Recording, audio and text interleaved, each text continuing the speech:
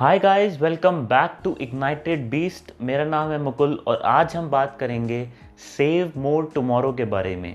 इस कंसेप्ट के बारे में बहुत ही कम लोगों ने सुना होगा।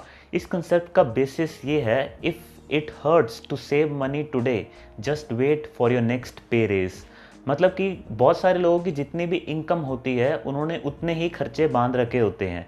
तो वो आज कोई भी अपना खर्चा रोकना नहीं चाहते और ये नहीं चाहते कि हमारी कोई भी इंजॉयमेंट या लग्जरी स्टॉप हो जाए सेविंग करने के लिए, जो कि फ्यूचर में बेनिफिट देने वाली है। सेविंग का इमीडिएट बेनिफिट कोई भी नहीं मिलने वाला। तो इसका बेसिक्स ये रहता है कि आप अभी कुछ भी मत सेव करो, बट जैसे ही आपकी नेक्स्ट पे रेज आएगी, यानी कि आपकी जब इनकम में इंक्रीज आएगा, तो आप उसकी एक फिक्स्ड परसेंटेज सेविंग में डाल दो। उसका मतलब ये नहीं है कि जितना नेक्स्ट पे रेज आएगा सारा सेव कर दो। यानी कि अगर आपका नेक्स्ट पे रेज जो भी आता है आप उसका 10% सेविंग में डालेंगे, तो उससे होगा क्या कि आपको वो सेव करते टाइम ज़्यादा प्रॉब्लम नहीं होगी, क्योंकि ऑलरेडी आपके पास वो फर्स्ट प्लेस में जब आपके एक्सपेंसेस थे तब वो आपके पास पैसे थे ही नहीं। तो नेक्स्ट जो पे रेज है आपको उसमें से सेव करना है। इसका एक लाइव एग्जांपल लिया था एक बहुत अच्छे स्पीकर ने, जिसमें उन्होंने ऑडियंस में कुछ स्टूडेंट्स बैठे थे। उनसे उन्होंने पूछा कि आप अगर 2 हफ्ते बाद मीटिंग में मिलेंगे हम दोबारा, तो आप क्या खाना पसंद करेंगे, बनाना या चॉकलेट। तो 75% ने बनाना चूज़ किया, क्योंकि सबको पता है कि चॉकलेट में शुगर होती है और वो हमारी बॉडी के लिए उतनी हेल्दी नहीं है। लेकिन एक्चुअली में when they met after 2 weeks, तब उस प्रेजेंट टाइम में सब लोगों में से 80% लोगों ने चॉकलेट चूज़ किया।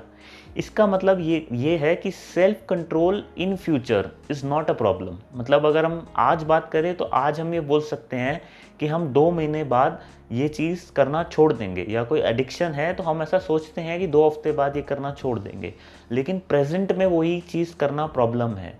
तो इसका बेस्ट सोल्यूशन ये है कि अगर आप एक्स्ट्रा सेविंग करना चाहते हैं तो एक छोटा सा अमाउंट भी अगर आप अपनी इनकम में से साइड करते जाते हैं, तो ओवर द टाइम जब आप कंपाउंडिंग इफेक्ट उस पर देखते हैं तो वो बहुत ही बड़ी इनकम बन के निकलता है।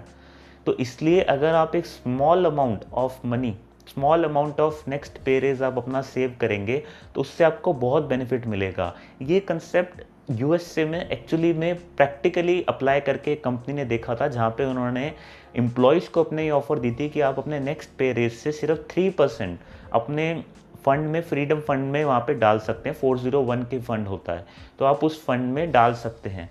तो सब ने उसको एग्री किया था, और जैसे ही उन्होंने देखा जब उनकी नेक्स्ट पे रेज आई, तो एक्चुअली में उन्होंने सब ने अपनी इनकम को वहाँ पे डाइवर्ट किया, सेविंग में, इन्वेस्टमेंट में डाला।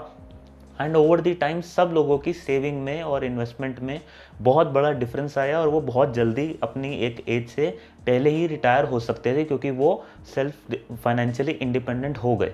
तो ये कंसेप्ट बहुत ही अच्छा है उन लोगों के लिए जो कि पैसा सेव करने में उनको प्रॉब्लम लगती है। तो जब भी आपका नेक्स्ट पे रेज आए, अगली बार से जब आपको आए, तब आप उसकी एक छोटा सा पार्ट साइड पे करके सेव कर सकते हैं, और बाकी का जो उसका पार्ट आपको नेक्स्ट पे रेस का है उससे आप एंजॉयमेंट कर सकते हैं। तो इससे आपकी सेविंग भी हो जाएगी और आपको आज इतना दुख भी नहीं होगा, क्योंकि आज आपके जो एक्सपेंसेस हैं वो आपकी आज की इनकम के हिसाब से हैं, ना कि आपकी फ्यूचर की इनकम के हिसाब से।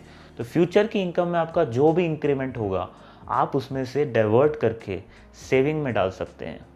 तो आई होप सो आप इस कंसेप्ट को आप अप्लाई कर सकते हैं अपनी नॉर्मल लाइफ में। कोई भी अप्लाई कर सकता है, ऐसा नहीं है कि किसी की इनकम कितनी होनी चाहिए। तो अगर आपको ये कंसेप्ट अप्लाई करें और उसका कोई बेनिफिट हो तो मुझे ज़रूर बताएं। Thank you for watching. अगर आप ऐसे और सेल्फ इम्प्रूवमेंट रिलेटेड वीडियोज़ देखना चाहते हैं तो make sure you subscribe us.